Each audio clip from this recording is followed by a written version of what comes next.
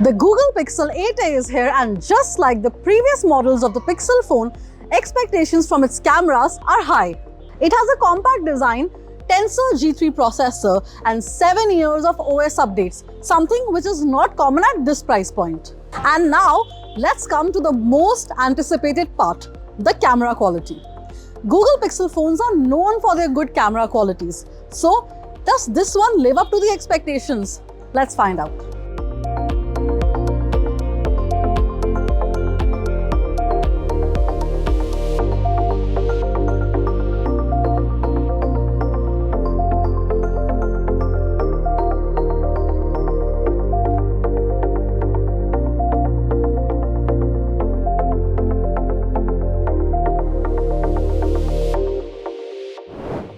Priced at Rs 52,999, the Google Pixel 8a comes with a 64MP plus 13MP rear camera and 13MP selfie camera.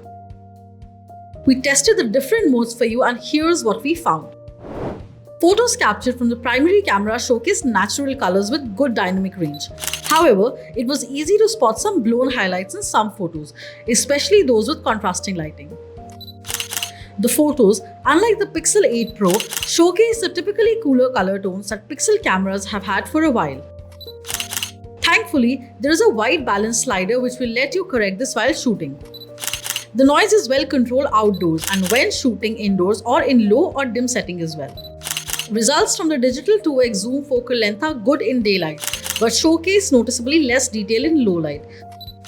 Portraits captured using the rear camera show good detail and edge detection, but show a lot of noise.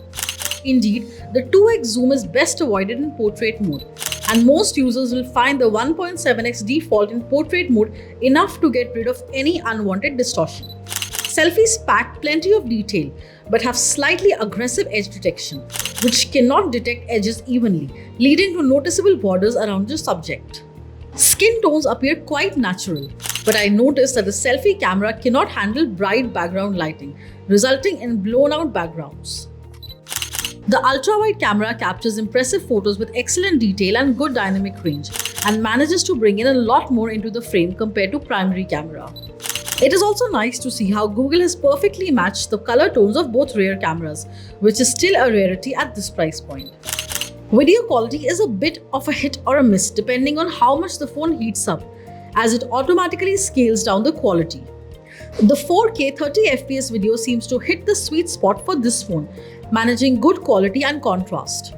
But the camera, for some reason, does not maintain focus while panning, making things appear a bit soft when doing so. Low-light video recordings aren't all that great for a smartphone at this price point, with footage showcasing some noise and texture appearing a bit soft overall.